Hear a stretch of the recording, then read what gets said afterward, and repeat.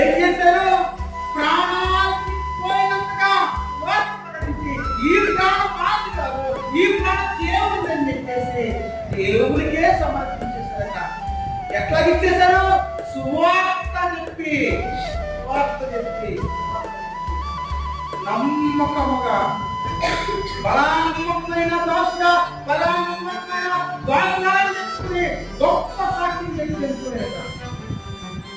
అంత మాత్రమే కాదు, వీరిద్దరూ కూడా ఎబ్రియన్ రాష్ట్ర పత్రిక రాశారని చెప్పేసి బైబిల్ పండితుల అభిప్రాయం. వీరిద్దరూ కూడా ఎబ్రియన్ రాష్ట్ర పత్రిక రాశారంట. చూసారు ఎంత జ్ఞానవంతులు వీరిద్దరు, ఎంత జ్ఞానవంతులు. దేవుడు ఎంత బహుబలంగా వాడుకోవడానికి ఆనాటి సమాజంలో దేవుడు ఏదైతే ఏర్పాటు చేసుకున్న వీరిద్దరిని కూడా నేటి తరంలో మనం మాట్లాడుతున్నామంటే